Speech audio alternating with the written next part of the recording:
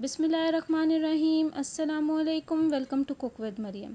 आज मैं अपने किचन के अंदर बहुत ही सिंपल, बहुत ही इजी रेसिपी लेकर आई हूँ जिसका नाम है कंडेंस मिल्क। सिर्फ 2 इंग्रेडिएंट्स के साथ आप इसको अपने किचन में रेडी कर सकते हैं और ये बहुत सारे डेज़र्ट्स और रेसिपीज़ में मैं यूज़ करती हूँ मैंने अभी आइसक्रीम भी बनाई थी, उसमें भी कंडेंस मिल्क यूज़ किया था और भी आप बहुत सारी रेसिपीज़ में कंडेंस मिल्क यूज़ करते हैं।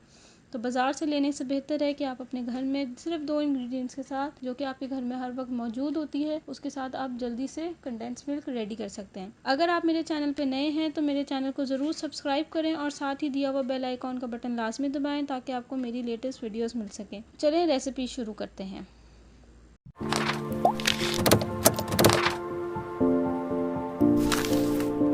यहाँ पे मैंने एक पैन ले लिया है और पैन के नीचे मैंने फ्लेम ऑन कर दी है। अब इसके अंदर मैं 2 कप्स मिल्क ऐड करूँगी। आप कोई सा भी मिल्क ले सकते हैं, उबला हुआ भी ले सकते हैं और बग़ैर उबला हुआ भी ले सकते हैं, कोई ऐसा मसला नहीं है। कोई सा भी मिल्क ले लें। ये पहले मैंने 1 कप ले लिया और ये दूसरा कप, 2 कप्स मैंने मिल्क ले लिया है।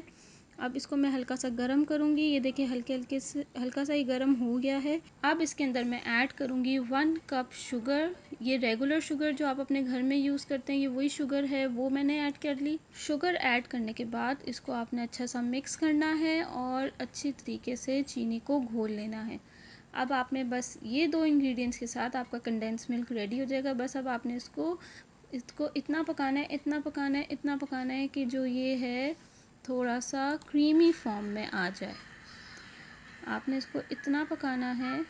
अब ये बहुत पतला है, आपने इसको बस अब पकाते रहना है तो ये कंडेंस मिल्क रेडी हो जाएगा। तकरीबन आप समझे 7 to 8 मिनट्स लगेंगे इसको। बस आपने इसको हाई फ्लेम के अंदर पकाते रहना है और स्पून को चलाते रहना है ताकि ये नीचे से लगे ना। तो बस आपने इसको पकाते। ये देखिए कंडेंस मिल्क रेडी हो गया। ये आपको नज़र आ रहा है, ये थोड़ा सा गाढ़ा भी हो गया है और इसने कलर भी चेंज कर लिया है। तो ये कंडेंस मिल्क रेडी हो गया है। अगर आपको मेरी रेसिपी अच्छी लगी है तो मेरे चैनल को ज़रूर सब्सक्राइब करें और साथ ही दिया हुआ बेल आइकॉन का बटन लाजमी दबाएं ताकि आपको मेरी इस तरह की बहुत ही अच्छी लेटेस्ट वीडियोस मिल सकें। Thank you for watching my video. दुआओं में याद रखिएगा। अल्लाह हाफ़िज़।